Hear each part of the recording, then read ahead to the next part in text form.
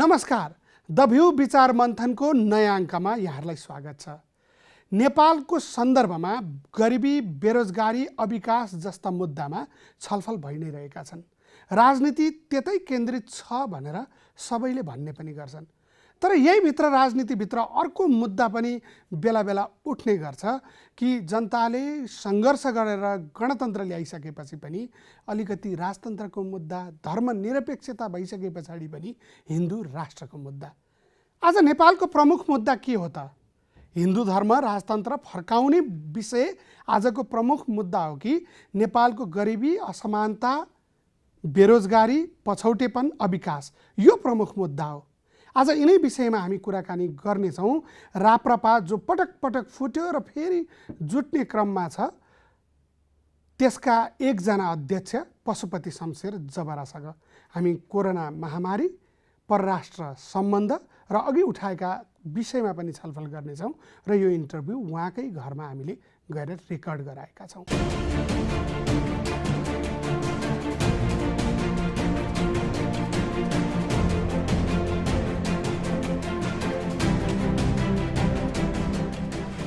पशुपति शमशेर जबरा, अध्यक्ष, राष्ट्रिय प्रजातन्त्र पार्टी। राष्ट्रिय प्रजातन्त्र पार्टीका अध्यक्ष पशुपति शमशेर जबरा मुलुकका एक पुराना राजनीतिज्ञ हुनुहुन्छ। पञ्चायती व्यवस्था अघिदेखि नै राजनीतिमा सक्रिय रहनुभएका जबरा बहुदलीय व्यवस्था हुँदै आजको बदलिएको राजनीतिक प्रणालीमा पनि उत्तिकै सक्रियता देखाइरहनु भएको छ। व्यक्तिगत रूपमा राजनीतिमा अहोरात्र क्रियाशीलता जारी राख्नु भए पनि उहाँ लगायतका नेताहरूले नेतृत्व गरिरहेको राष्ट्रिय प्रजातन्त्र पार्टी राप्रपा भने बिस्तारै राजनीतिको मूलधारबाट टाढिरहेको छ। बेलाबखत हुने सैद्धान्तिक तथा राजनीतिक मतान्तरहरूले यो पार्टीलाई फुट दिलाएको मात्रै नभई जनतासँगको दूरी बढाउने समेत काम गरेको देखिन्छ। यथार्थमा राप्रपा नेताहरूका बीचमा व्यक्तिगत स्वार्थ, पदीय झगडा, विद्यमान व्यवस्था र राजसंस्था लगायतका सवालहरूलाई हेर्ने सन्दर्भमा कुरा मिल्न नसक्दा पार्टी कमजोर बन्दै गइरहेको थियो। उसो त बदलिएको परिवेशलाई आत्मसात गर्न नसकेको, कार्यकर्तासँगको दूरी बढ्दै गएको र अन्य दलसँगको राजनैतिक र सैद्धान्तिक लडाईँ लड्न नसक्नु पनि राप्रपा कमजोर हुनुको मुख्य कारण रहेको राप्रपाकै कतिपय नेताहरू स्वीकार्ने गर्दछन्। पछिल्लो समय फेरि एकीकरण भएसँगै तीनतिर फर्किएका राप्रपाका नेताहरू पशुपति शमशेर जबरा, कमल थापा र प्रकाशचन्द्र लोहनी एक ठाउँमा उभिएका छन्। विभाजनको तितो अनुभव सँगालेका नेताहरूले राप्रपालाई मुलुककै वैकल्पिक राजनैतिक शक्तिको रूपमा अघि बढाउने बताइरहे पनि त्यसको विश्वासिलो आधार भने नदेखिएको विश्लेषकहरू बताउँछन्।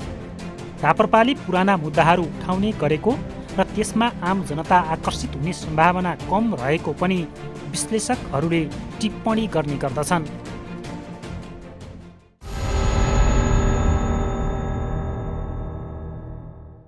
स्वागत छ यहाँलाई कार्यक्रममा। धन्यवाद छ।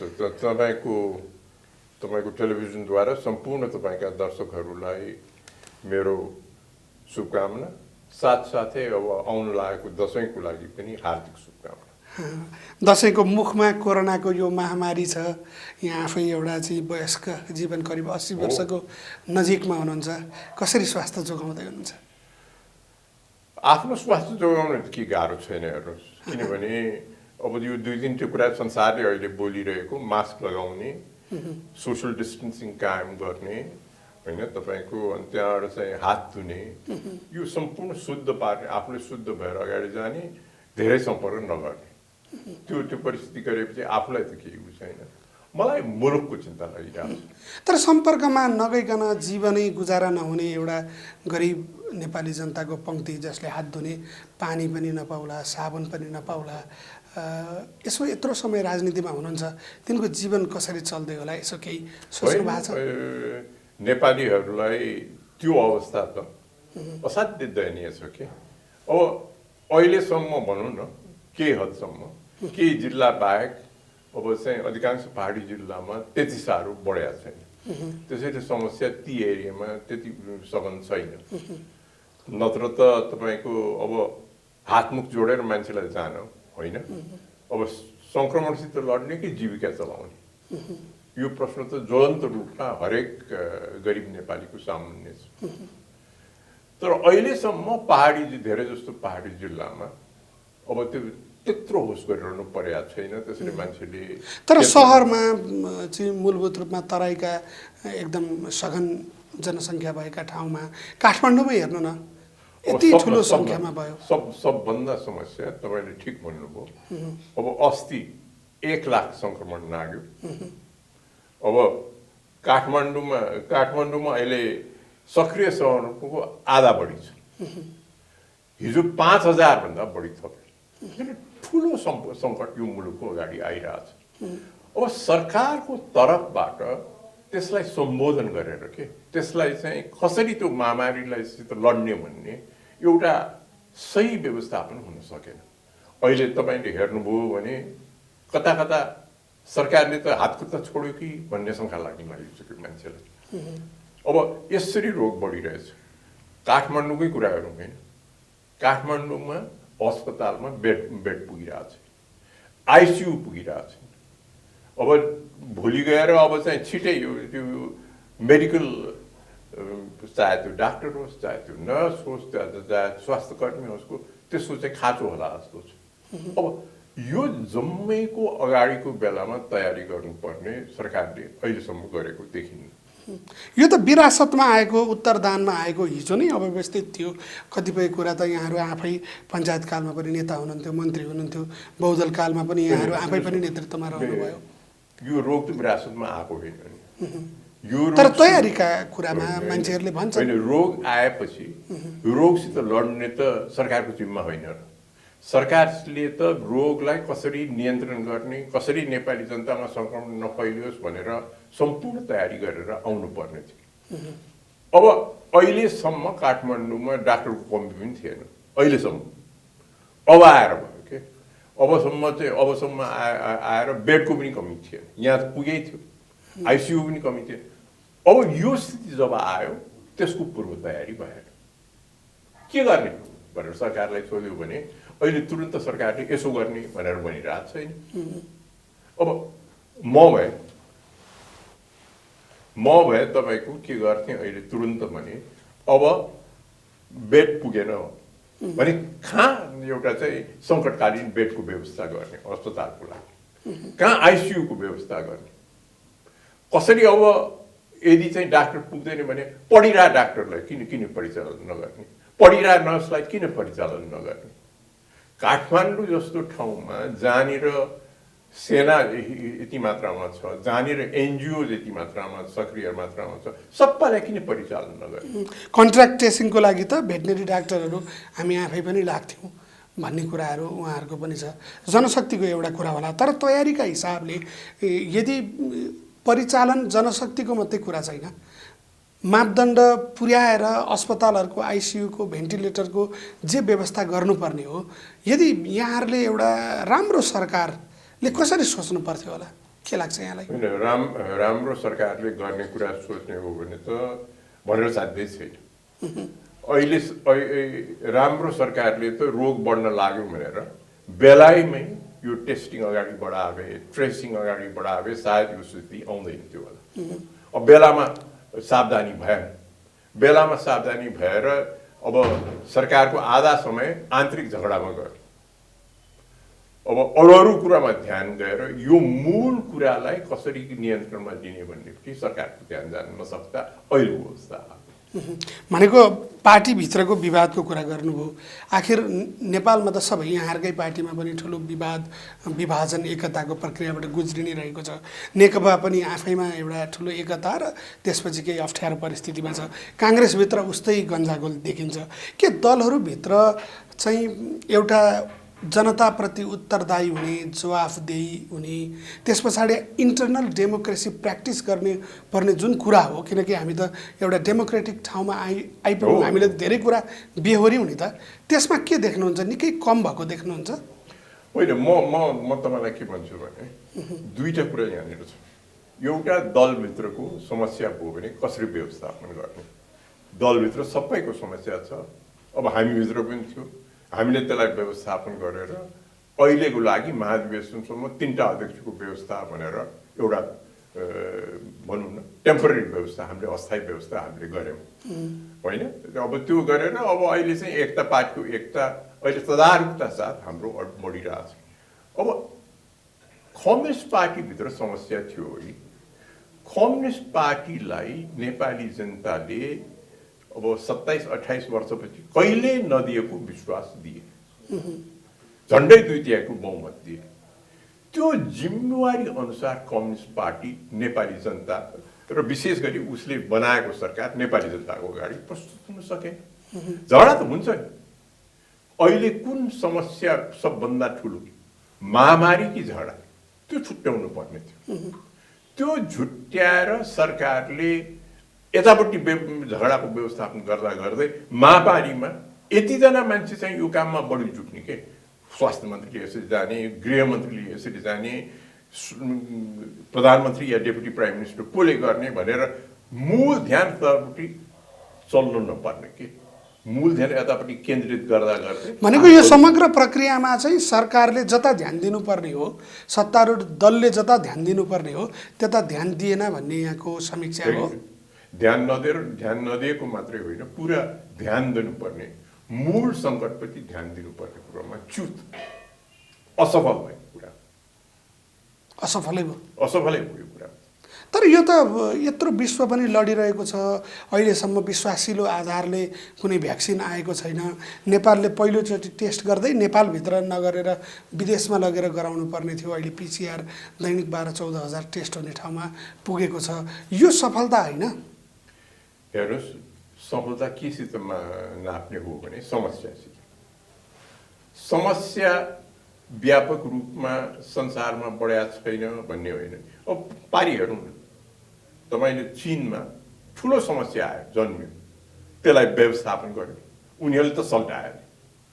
हिन्दुस्तान ठुलो समस्या झेल्दा झेल्दै व्यवस्थित ढङ्गसित त्योसित मुकाबिला गरिरहेछ। हामीलाई हेऱ्यौँ भने पनि कता कता के अलपत्र छ, के गर्ने भोलि भन्ने प्रश्न छैन। यो गर्छु, यसरी गर्छु, नेपाली जनतालाई यो गर, अनि हामी महामारीलाई कुनै न कुनैसित टुङ्गोमा पुर्याउँछौँ भन्ने विश्वास दिने काम हुनुपर्छ सरकारको तर्फबाट। त्यो भएको छ। मूल कुरा जनतालाई विश्वास दिन सकेन भन्ने हो, सकेन, डेलिभरी गर्न सकेन, व्यवस्थापन गर्न सकेन। यो त भयो महामारीसँग सम्बन्धित कुरा। सँगसँगै राजनीतिको कुरा पनि आउँछ। यहाँहरूको जुन राप्रपा यो एकता अघि भन्नुभयो 3 अध्यक्ष राखेर, यो जुटेको हो कि फेरि फुट्ने तयारी गरेको हो? होइन, यो अहिले जुटेको तपाईँको अब कहिले पनि फुट्दैन। हामी धेरै फुट भोगेर यो बिन्दुमा पुग्यौँ के, हामी धेरै तितो अनुभवहरू गरेर यो पोइन्टमा पुगेका छौँ। अब हामी एक भएर नेपाली जनताको समस्या हल गर्ने जमर्को ल्याएका छौँ। हाम्रो विचारलाई नेपाली जनता समस्त प्रस्तुत मात्रै गर्ने होइन, नेपाली जनतालाई विश्वास दिलाएर उनीहरूको पक्षमा हामी उभिन्छौँ भन्ने हाम्रो चाहिँ जमर्को छ। जमर्को त होला, तर यसै हेर्दा एउटा सूर्यबहादुर थापाको ठुलो लिगेसी उहाँकै छोरा काङ्ग्रेसमा प्रवेश गर्नुभयो। त्यस पछाडि आम रूपमा देशव्यापी रूपमा राजनीतिक शक्ति, राजनीतिक इकाइका रूपमा चाहिँ यहाँहरूको पार्टीलाई हेर्दाखेरि शक्ति त दिनदिनै ओह्रालो लागेको देखिन्छ नि। हो, यो तपाईँले भने निश्चय सत्य हो कि विगतमा हामीले फुट धेरैचोटि गऱ्यौँ। नेपाली जनतालाई हामीले जुन ढङ्गबाट उनीहरूलाई विश्वास दिलाउनु पर्ने त्यो कार्य विगतमा हामीले गरेका छौँ भनेर मैले वार्ता गर्ने ठाउँ छैन। गरेका पनि छौँ, बिचबिचमा गरेका पनि हौँ। जहिले चाहिँ अब भनौँ न 51 सालतिर हामी जब एकजुट भयौँ, हामीले 19 सिट पनि जित्यौँ। हामीले त्यो बेलामा ठुल्ठुला कामहरू पनि गऱ्यौँ। 2-2वटा प्रधानमन्त्री बनाउनु भयो। हो, 2-2वटा प्रधानमन्त्री समेत भने होइन, अब त्यो पनि समस्या हो पछि गएर। तर जे भए पनि त्यही कारणले फुट्नु पर्यो। त्यो पनि समस्या पर्यो हो कि। अब त्यसैले अहिले गरेको एकता चाहिँ यो जम्मैको इलाज गर्ने किसिमबाट हामीले गरेका छौँ। कुनै बेलाको राजनैतिक मूलधारमा रहनुभएको, अझ भनौँ व्यवस्थाकै मूलधार मानिएको मानिसहरू, त्यसमा संलग्न मानिसहरूको टोलीले बनाएको यो पार्टी आज वैकल्पिक राजनीतिको रूपमा यहाँहरू गर्दै हुनुहुन्छ कि के सोच्नुहुन्छ? यो बौरिन्छ होला। आज बहुदल आउँदाखेरि हिजोका आन्दोलनरत पक्षहरू सत्तामा छन्। अब यहाँहरूको न वैकल्पिक राजनीति भन्न मिल्यो, न यहाँहरूले कुनै विकल्प प्रस्तुत गर्ने गरी उभ्याएको देखिन्छ। के हो त लक्ष्य? के हो? हामीले विचार बिल्कुलै अलग किसिमको विचार अहिले प्रस्तुत गरेर आएका छौँ। नेपालको अहिलेसम्मको विचार, चाहे कम्युनिस्ट पार्टी होस् चाहे काङ्ग्रेस पार्टी होस्, उनीहरूको विचार भने समाजवादी विचार को बढी समाजवादी भन्ने कुरा होला, तर मूलतः त्यो समाजवादी विचार। आम रूपमा संविधानै समाजवाद उन्मुख भनेर लेखेपछि संवैधानिक रूपले नै समाजवाद भन्दा परको त दल नहुने भयो। त्यही त कुरा छ नि तपाईँको। अब समाजवादी उपायले नेपाली जनतालाई बाटो दिन सकेन, समाधान ल्याएन। यतिका वर्ष उहाँहरूले पाउनुभयो, उहाँहरूले समाधान दिन सक्नु भएन।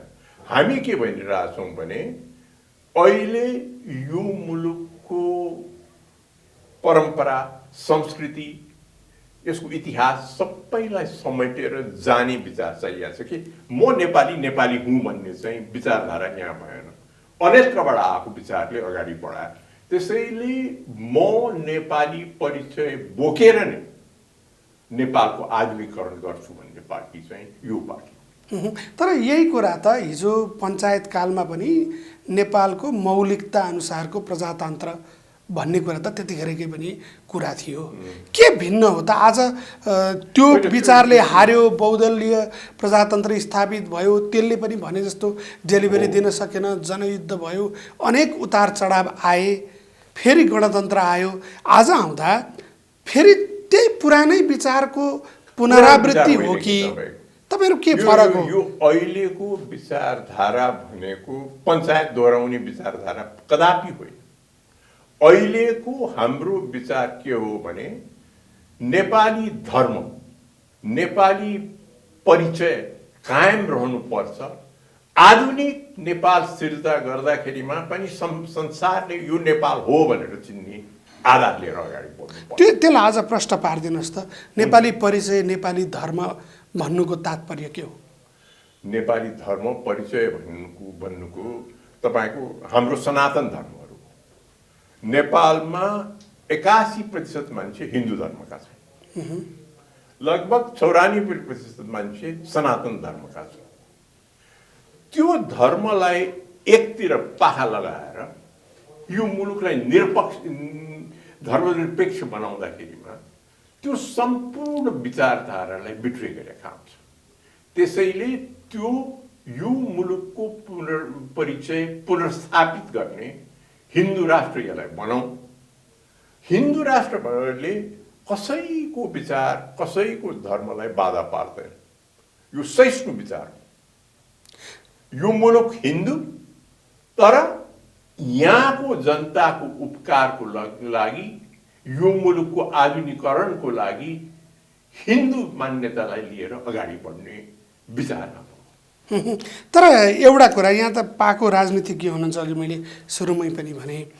आज एउटा पाको राजनीतिज्ञले हेर्दाखेरि नेपालको गरिबी, यहाँको बेरोजगारीको अवस्था, यहाँको चाहिँ एकदम खाना लाउनलाई पनि स्वदेशमै केही गरौँ भन्दा गर्न नपाउने र 60 लाखभन्दा बढी मान्छे विदेशीको अवस्था, यहाँको भोग, यो आजको प्रमुख मुद्दा हो कि राष्ट्रलाई हिन्दू भन्ने कि नभन्ने भन्ने प्रमुख मुद्दा हो?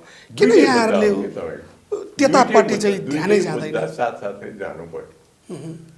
योलाई पृथक गरेर हेर्दाखेरिमा मान्छेको होइन, मान्छेलाई खाना पाएन भने त हुँदैन। सबभन्दा पहिला मान्छेलाई खाना दिनु पर्यो, उनीहरूको उन्नति गर्नु पर्यो। अब त्यो गर्नु साथसाथै उनीहरूलाई म के हुँ भन्ने थाहा हुनु पर्यो। अब संसारमा तपाईँले हेर्नुभयो भने कैयौँ आफ्नो मुलुकहरूले आफूलाई इस्लामिक मुलुक भन्छ, त्यसमा गौरव लिन्छ। तपाईँले पाश्चात्य देशहरूमा जानुभयो भने हामी इसाई धर्म लिएको, इसाई संस्कृतिको मानिस हौँ भनेर हामीलाई भन्छ। संसारमा एउटा मुलुक थियो कि सम्पूर्ण हिन्दुत्वको प्रतिनिधित्व गर्ने एक्लो मुलुक नेपाल थियो। के फरक पर्छ त हिन्दू हुनु वा नहुनु? हिन्दू भएपछि चाहिँ हामी भयौँ नि। जस्तै मान्छेको रोग भोग गरिबी अशिक्षा रोग, बेरोजगारीसँग भोग, लड्ने कुरा यदि प्राथमिक कुरा हो भने हिन्दू भन्नु वा नभन्नुले के फरक पार्छ? किनकि हामी त पुरानै कुरा हेर्ने हो भने अघि यहाँले नै पनि भन्नुभयो नि हिन्दू राज्य हुँदा हुँदै पनि एक किसिमले सेकुलर अभ्यासमा थियौँ नि हामी। त्यो बेलामा आफ्नै किसिमले प्रगति भएको थियो। कति भएको त्यसमा नजाउँ, किनभने काफी भएर जनयुद्धै हुँदैन थियो होला होइन। जम्मै भयो, त्यो आफ्नो ठाउँमा छ, तपाईँले भनेर कुरा राख्नु। एउटा प्रश्न मलाई जवाब दिनुहोस् त, समाजवादको आधारमा यो मुलुक 27-28 वर्ष चल्यो। त्यो 27-28 वर्षको दरमियानमा समाजवादले यो मुलुकको निकास उपाय के थियो? गरिबी कायमै छ, प्रगति भएको छैन भने होइन, तर जति हुनुपर्ने हुन सकेन। त्यो नभएको भन्ने मेरो भनाइ के हो भने नेपाली जनताले आफ्नो पहिचान गुमाए। नेपाली जनताले त्यो हिन्दू नभने हिन्दू भनेको भए चाहिँ यो गरिबी यो अभाव यो बेरोजगारी हुँदैन थियो। समाजवाद त्यो हुन्छ कि हुँदैन भन्ने थाहा भएन। यो गरी हेरौँ भनेर हामीले भनिरहेछौँ, तर यो कुरा त थाहा भयो कि समाजवाद भनेर चाहिँ यो हुँदैन भन्ने। तर मान्छेहरू भन्छन् नि, एउटा अघि यहाँले नै भन्नुभयो कि आम रूपमा सबै दल समाजवादी छन्, चाहे काङ्ग्रेस होस् वा कम्युनिस्टहरूकै कुरा गर्दा घोषित रूपले हामी उदारवादी हौँ भन्ने चाहिँ यहाँहरूको मात्रै पार्टी हो भने मान्छेहरूले के भन्छन्, विश्लेषकहरूले के भन्छन् भने समाजवादको नाममा समाजवादी ठान्ने पार्टीहरूले गरेको काम पनि सबै उदारवादी भयो। बरु पञ्चायतमा केही समाजवाद थियो, त्यस पछाडि त उदारवादले यो देश खायो भनेर भन्छन् नि। के टिप्पणी गर्नुहुन्छ? अब तपाईँलाई लाग्छ यो बिचमा कुनै समाजवादी नीति लागू हो भन्ने कुरा? यो त सबै उदारवाद भयो। पञ्चायतमा बनेका कल कारखाना सबै निजीकरणमा लगियो। लागू गर्दाखेरिमा के भयो भन्ने एकतिर हो कि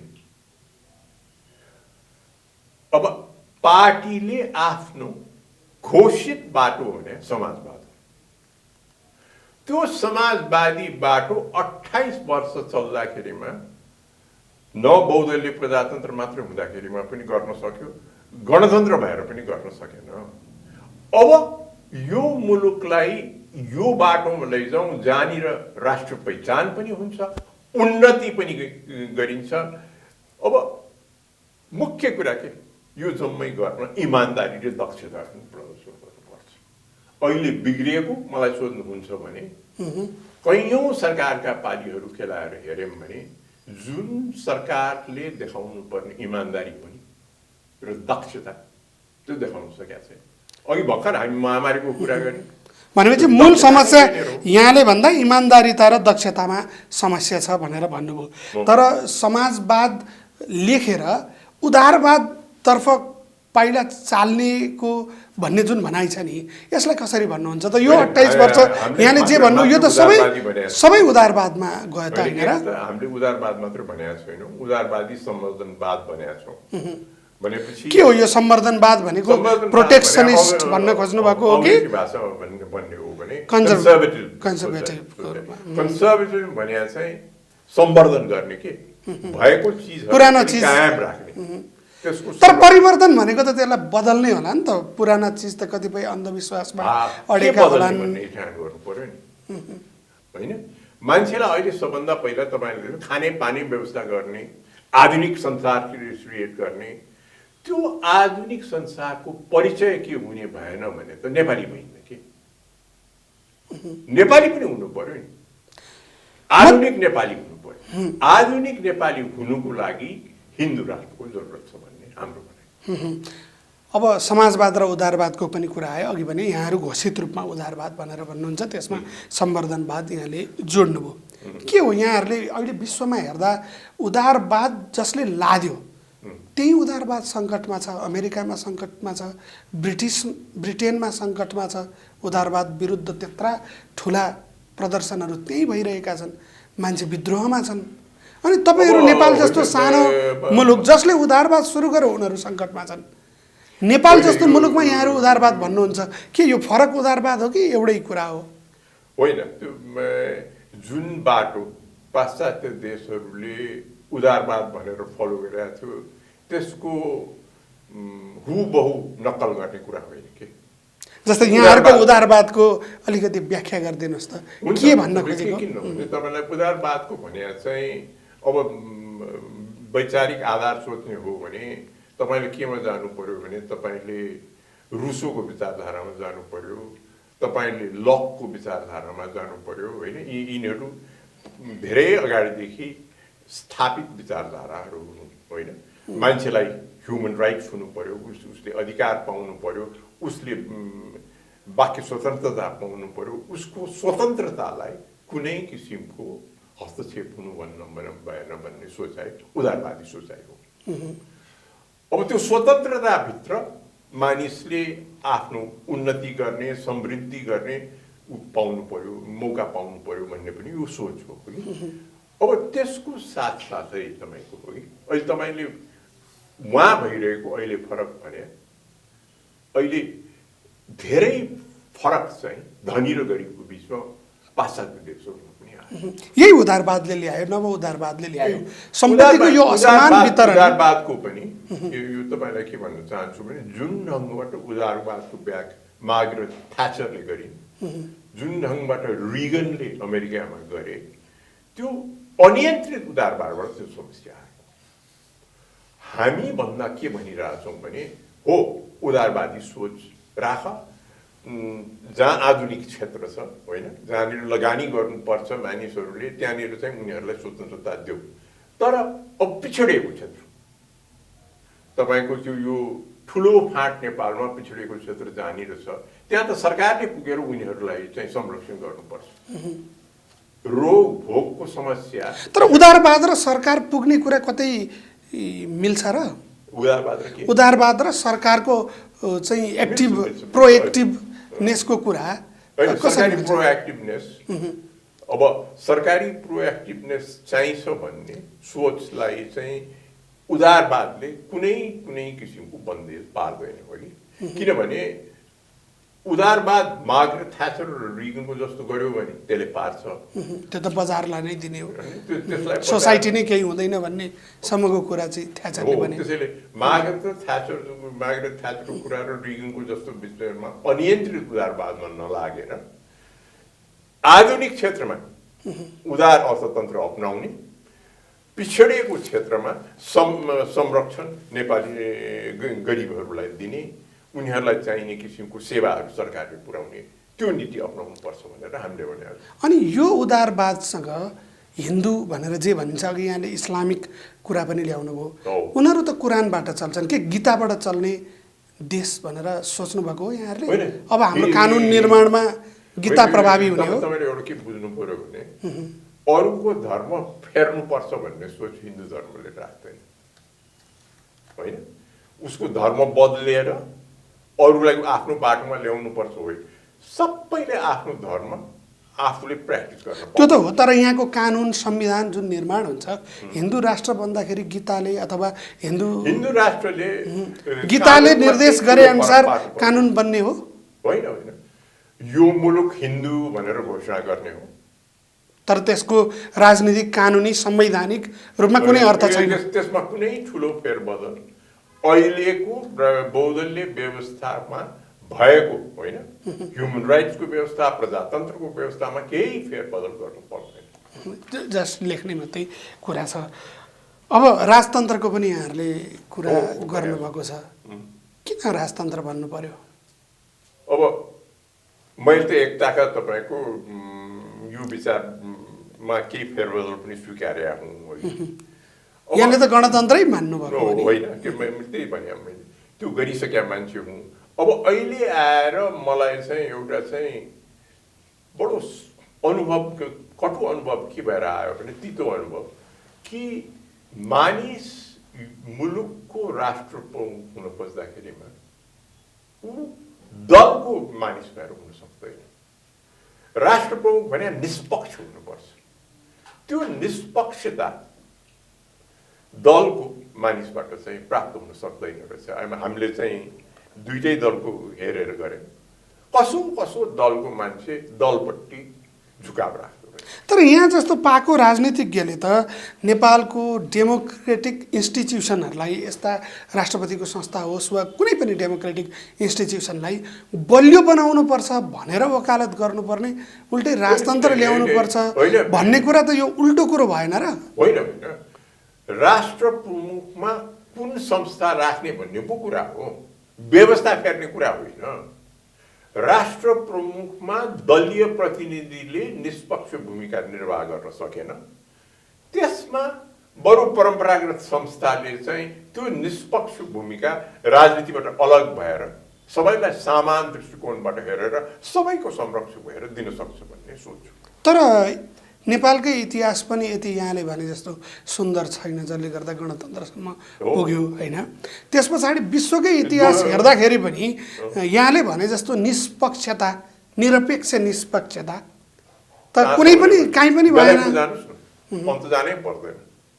बेलायतमा असाध्य पुरानो राजसंस्था अहिले पनि छ, त्यो त ठुलो सम्झौता भयो नि, कहिले राजनीतिमा लाग्दैन।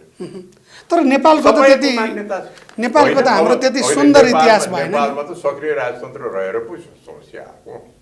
सक्रिय राजतन्त्र हामीले कहिले पनि वकालत गर्दैनौँ। राजा त्यहाँ पुगेर यो सेरेमोनियल भूमिका निर्वाह गर्ने हो। तर सेरेमोनियल त भएन नि कहिले। काङ्ग्रेसपट्टि पनि नलाग्ने, कम्युनिस्ट पनि नलाग्ने, पट्टि पनि नलाग्ने, हामीपट्टि पनि नलाग्ने, त्यो किसिमको संस्था हामीले खोज्यौँ। बरु हाम्रै डेमोक्रेटिक इन्स्टिट्युसन, हाम्रै राष्ट्रपतिलाई को जुन संस्था छ त्यतातर्फ लग्ने कुरा पो बरु सुन्दर हुन्छ। उहाँले सक्नु भएन नि होइन। हामीले गणतन्त्र प्र्याक्टिस गरे धेरै लामो अवधि भयो। राष्ट्र प्रमुख यहाँनिर राखे 12-13 वर्ष भइसक्यो होइन।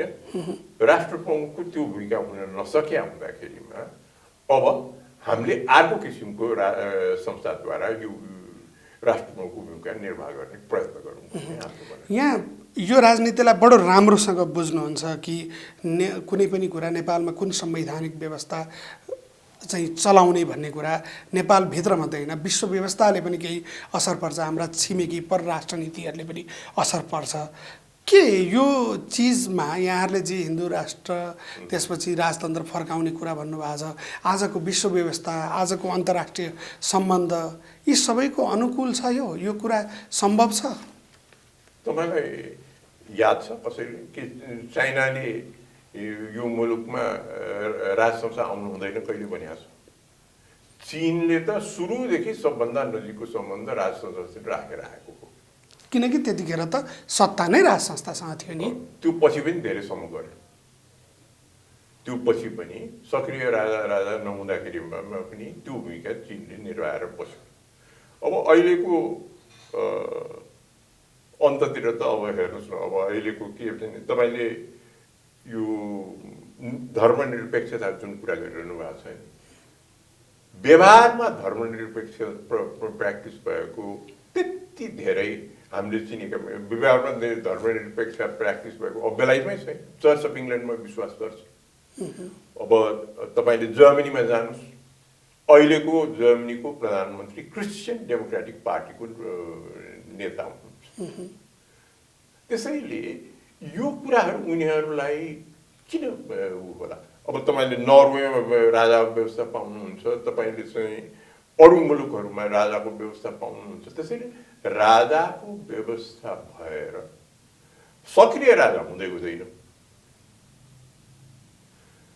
सेरेमोनियल राजाले राष्ट्रपतिको भूमिका अहिलेको दलको राजनीतिभन्दा बेहतर निर्वाह गर्न सक्छ भन्ने हाम्रो दलिल। तर अघि पनि मैले भने जस्तै कि आजको शान्तिप्रतिको चाहना, रोजगारीप्रतिको चाहना, गरिबीबाट मुक्त हुने जुन कुराको चाहना छ, यो कुरालाई राजतन्त्र हुने वा नहुने कुराले छेकेको छ र भने? त्यसलाई चाहिँ राजतन्त्रले चाहिँ छेक्दैन हो कि, त्यसलाई त छेक्या सरकारको व्यवस्थाले हो। सरकारले काम गर्न नसक्दा, समाजवादले काम गर्न नसक्दा अहिलेको यो व्यवस्था आएको हो। यो व्यवस्थालाई सञ्चालन गर्ने एक पक्ष के एक संस्था, राष्ट्र प्रमुखको संस्थामा कस्तो व्यवस्था गर्ने भन्ने सीमित कुराको लागि दलीय प्रतिनिधि भन्दा पुरानो संस्था, परम्परागत संस्था ल्याउँ भन्ने यो कुरा बडो सीमित कुरा। तर यो यसकै पनि सुखद इतिहास छैन भन्ने जान्दा जान्दै सुखद इतिहास सक्रिय राजतन्त्रको छैन। अर्को कुरा त अभ्यासै गरेनौँ अथवा गर्न खोज्दाखेरि पनि उल्ट्यो नि त। किनभने 46 पछि त अझै संवैधानिक अझै सेरोमोनियल हुँदै जानुपर्ने राजसंस्था फेरि फर्केर आयो भनेपछि त मान्छेले विश्वास नगर्ने ठाउँ त भयो नि। त्यो बेला जरुर एउटा एक्सिडेन्ट भयो, त्यो एक्सिडेन्ट दोहोऱ्याउनु हुँदैन। मलाई लाग्छ त्यो बारे सबै सचेत भइसकेका छन्। त्यस्तो भूमिका यो मुलुकले सोच्न पनि सक्दैन। यहाँहरूको कुरा भएको छ पूर्व राजा परिवार अथवा त्यो परिवारप्रति? कोसित व्यक्तिगत कुरा हो भन्ने तपाईँसित कुरा गरिरहेको छु, मेरो सोचको कुरा गरिरहेको। अब अलिकति विश्व व्यवस्थाको कुरा गरौँ, के देख्दै हुनुहुन्छ? यहाँले अघि नै अलिकति कुरा उठाउनु भयो कि रेगन वा थ्याचर काल पछाडिको जुन उदारवाद नव उदारवाद आयो त्यो एक किसिमले एक्सिडेन्टतर्फै जाँदैछ भनेर कसरी हेर्दै हुन्छ विश्व व्यवस्था? अमेरिकाको पतन, चीनको उदय भन्छन् केही मान्छेहरूले, यसलाई कसरी हेर्दै हुनुहुन्छ? अब अहिले संसार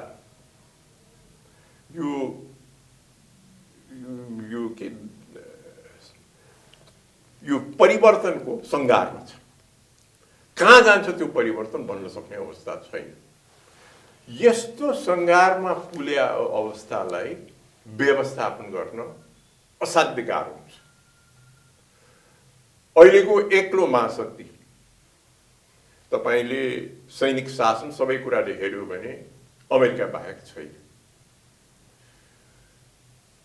चीन अहिले जुन ढङ्गबाट चाहिँ द्रुत गतिले प्रगति गरिरहेछ, उसले अमेरिकालाई अहिले आर्थिक ढङ्गले त च्यालेन्ज गर्ने पोजिसनमा प्रष्ट पुगिसक्यो हो कि सैनिक ढङ्गले पुगेको छैन। तर अब यो दुईजना बीचको अहिलेको सङ्घर्ष सही व्यवस्थापन भएन भने मुलुक एउटा ठुलो सङ्कटपट्टि जान सक्ने अवस्था। विश्व नै जस्तै एमसिसीको विषयलाई लिएर नेपालमा ठुलै विवाद भयो, सत्तारूढ दलमा पनि विवाद भयो।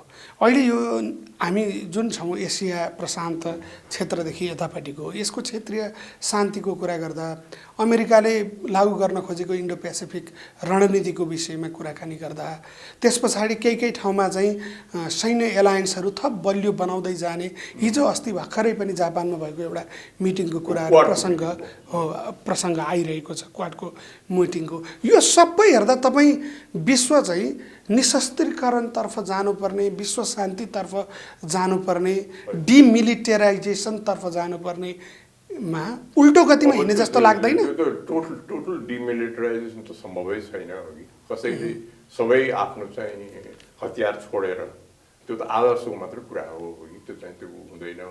तर त्यसलाई म्यानेज गर्ने कुरा के नथप्ने। अब हतियारमा हतियार थपेर हतियारको प्रतिस्पर्धा फेरि दोहोरिन थाल्यो भने यो क्षेत्रमा चीनको शक्ति धेरै बढ्यो। त्यसलाई सन्तुलन गर्ने प्रयाससम्म भएको। अब तर त्यसको सन्तुलन गर्नको चाहिँ अर्को उपाय नखोजेर सैन्य उपाय खोज्दा त त्यो त क्वाडले सैन्य उपाय खोज्यो भन्ने कुनै प्रश्न भइसकेका छैन। अहिले होस गर्नुपर्ने कुरा के हो भने यो शक्तिको जुन प्रतिस्पर्धा चल्छ त्यसको चाहिँ ठिक्क म्यानेजमेन्ट भएर दुईतिरको शक्ति पनि सन्तुलन होस्। तर त्यो सन्तुलन, त्यो प्रतिस्पर्धा चाहिँ ले धारिलो होइन सशस्त्र रूप चाहिँ कुनै हालतमा नदियोस्। यो चाहिँ देख्नुहुन्छ त युद्धतर्फ गएको हो कि शान्तितर्फ भन्नेमा चाहिँ के भन्नुहुन्छ? कसरी भन्ने हेर्नुहोस्, अमेरिका सङ्क्रमण कालमा छ होइन। अमेरिकामा को राष्ट्रपति हुने, कुन पार्टीले जित्ने प्रश्न छैन। पहिला त्यो स्थिति पनि हामीले हेर्नु पर्यो होइन। अब मुख्य शक्ति अहिले भएको अब चीनको चाहिँ के गर्ने कसो गर्ने प्रश्न छ। उनीहरूको त बाटो निक्लिसकेको छ, त्यही बाटोमा हिँडिरहेछ होइन। अब अर्को प्रमुख शक्ति अमेरिकाको चाहिँ हामीले चाहिँ त्यहाँको चाहिँ निर्णय भनौँ, चुनावको निर्णय भएपछि अनि यसको चाहिँ रूपरेखा अलिक बढी बन्न सकिन्छ। यहाँले एउटा विश्लेषण सुनाउनु भयो। चीनको चाहिँ के देखिरहनु भएको छ? चीनको राइज चाहिँ कुन स्तरमा, कुन तरिकाको देखिरहनु भएको छ? चीनको राइज त अब स्वाभाविक हो। हेर्नुहोस् है, यतिका वर्षसम्म चाहिँ छायामा बसेर चल्या मुलुकले बिस्तारै आफ्नो क्षमता बढाएर ल्यायो। डेङ साओपिङको पालीदेखि चीनले फड्को लागेर मारेर विकास गर्न थाल्यो। अब जब कुनै शक्तिको आर्थिक क्षमता बढ्दै जान्छ उसले बढी भूमिका खोज्छ। अब त्यो स्वाभाविक रूपले चीन अगाडि बढिरहेको छ होइन। अब चीन पनि चीनको त्यो स्वाभाविक राइजमा अति नहोस् के, उसको तर्फबाट बढ्ता सैनिक रूप नलियोस्। उसको तर्फबाट केही देखिन्छ। मान्छेहरू त चीन इन्सर्कलमेन्टको योजना चाहिँ बढी प्रभावी भएर आएको छ भन्छन् नि। अब इन्सर्कलमेन्टै भयो जस्तो चाहिँ मलाई चाहिँ लाग्दैन हेर्नुहोस्। अब तपाईँले मिलिट्री शक्ति र आर्थिक शक्तिको आधारमा हेर्नुभयो भने अहिले रसिया र चाइनाको जुन सँगैसँगै सोच अगाडि बढिरहेको छ त्यो महत्त्वपूर्ण छ नि। त्यसैले 4 जना मिल्दैमा त्यो निस्तेजै हुने चाहिँ अवस्था छैन। त्यो खतरा कम छ। अहिले कम छ त नभन्नु, अब निस्तेज हुने अवस्था छैन। यही बिचमा चीनको यो ढङ्गको राइज, विश्व व्यवस्थामा यो किसिमको परिवर्तन, संशय जे यहाँले व्यक्त गर्नुभयो, त्यसलाई हेर्दा नेपालको विकासको गति अथवा नेपालको अविकासको गति अहिले जे छ यसमा के प्रभाव पार्ने देख्नुहुन्छ? नेपाल चाहिँ कस्तो ठाउँमा छ भने अब नेपालको भूगोल हामी चीन र हिन्दुस्तानको बिचमा छ। त्यो त जे गरे पनि बदलिन्न नि होइन। त्यो त हामीलाई सदाको लागि भएको अवस्था छ। यदि यो दुईटा मुलुकको शक्ति झन्डै यस्तै खालको हुन्छ। अब त्यो अवस्थामा हामीले पुस्तौं पुस्तादेखि अपनाइ आएको एउटा नीति के हो भने असंलग्न परराष्ट्र नीति। अब त्यो असंलग्न परराष्ट्र नीति अख्तियार गर्यो भने त्यसलाई चाहिँ त्यसको मूल आधार मानेर गयो भने हामी अगाडि बढ्छौँ। अब कता कता त्यो मामलामा सरकार चाहिँ त्यो सन्तुलन चाहिँ गुमाउन थाल्यो कि भन्ने आशंका आइरहेको छ। एमसीसीको मामला र यो सन्तुलनलाई यहाँले कसरी व्याख्या गर्नुहुन्छ? एमसीसीको मामला त असाध्यै धेरै यसको बारेमा छलफल भयो कि मूल कुरा सोच्नुपर्ने एउटा के हो भने कुनै पनि राष्ट्रले हामीलाई सहयोग गर्दाखेरिमा हाम्रो मायाले सहयोग गर्दैन, उनीहरूको स्वार्थ बमोजिम सहयोग गर्छ। अब त्यो सहयोग हामीले लिँदाखेरिमा हाम्रो राष्ट्र हित अनुकूल कसरी लिने भनेर हामी सतर्क भएर लिनुपर्छ। सहयोग लिनै पर्छ होइन। नेपाल जस्तो मुलुकले वैदेशिक सहायता नलिकन कसरी अगाडि बढ्न सक्छ? लिनुपर्छ। तर वैदेशिक सहायता लिँदाखेरिमा हाम्रो स्वार्थ, राम्रो राष्ट्र हित अनुकूल त्यो नीतिलाई पारेर मात्र लिनुपर्छ। यहाँको अध्ययनले के भन्छ? एमसीसीमा त्यो सम्भावना छ? किनकि यसका थुप्रै विश्लेषकहरूले चिन्ता र चासो प्रकट गरेको चाहिँ अमेरिकी सुरक्षा चासो सम्बोधन गर्नुपर्ने जुन एमसीसीमा क्लज छ त्यसले चाहिँ हाम्रो जुन असंलग्न परराष्ट्र नीति हो यसमा चाहिँ यसको सन्तुलन खलबल ल्याउँछ भन्छन् नि। अब एकएवटा सहयोगको कार्यक्रमलाई हेरेर त साध्य पनि हुँदैन। हेर्नुहोस्, कसैले एमसीसी देला होइन, कसैले हामीलाई बेल्ट एन्ड रोड इनिसिएटिभ देला, कसैले अर्को रोड हामीलाई देला। जुन गर्दा पनि नेपालको हित, नेपालको राष्ट्रिय स्वार्थ कसरी सर्वोपरि हुन्छ त्यसमा तलमाथि पर्दैन भनेर जोगाएर सरकारले गर्न सक्नु पर्यो। अब यो सरकार त्यो मामलामा सजग हुन सकेको देखिन्छ। अब जाँदा जाँदै राप्रपाको पुनरुत्थान हुने त्यस्तो कुनै भविष्य उज्यालो, यो फेरि एकचोटि सरकार चलाउने, जनताको साथ सहयोगमा मत जितेर आउने यो प्रक्रियाको एउटा प्रमुख दल हुने, आफ्नो त्यो पुरानो विरासत अथवा त्यो फर्ममा फर्किने सम्भावना छ? अब हेर्नुहोस्, अहिले यो मुलुकलाई मैले अघि नै भने कि ठुलो विश्वास नेपाली जनताले साम्यवादी सरकारलाई सुन्यो। त्यो विश्वासमा यो सरकारले धोका दियो। अब यतापट्टि हामीले हेऱ्यौँ भने प्रमुख प्रतिपक्षीले कति मात्रामा सरकार असफल भयो भनेर देखाउन पनि सकेका छैन। अब यी दुई प्रमुख शक्ति असफल भएको बेलामा नेपाली जनताको हित र स्वार्थको लागि लड्ने, नेपाली जनताको हितलाई सर्वोपरि राखेर अगाडि बढ्न सक्ने मलाई लाग्छ अहिले हाम्रो भूमिका खोजी भइरहेको छ। त्यो भूमिका हामी दिएर छोड्छौँ। यो राप्रपाको पुनरुत्थानको भूमिका खोजी छ कि वैकल्पिक शक्तिको खोजी छ? हेर्नुहोस्, अब त्यो दुईटामा छुट्याउन त्यति साह्रो मिल्दैन। अब वैकल्पिक शक्ति बनाउने काम हो, त्यसभित्र राप्रपालाई अगाडि बढाउने काम। हस्, समयका लागि धेरै धेरै धन्यवाद। नमस्कार। तपाईँलाई पनि धेरै धन्यवाद। आजलाई द भ्यू विचार मन्थन यति। अर्को हप्ता यसै समय हामी उपस्थित हुने नै छौँ। त्यतिन्जेलसम्मका लागि जनताद्वारा जनताका लागि प्रसारित जनता टेलिभिजन हेरिरहनुहोस्। आजलाई द भ्यू विचार मन्थन यति। नमस्कार।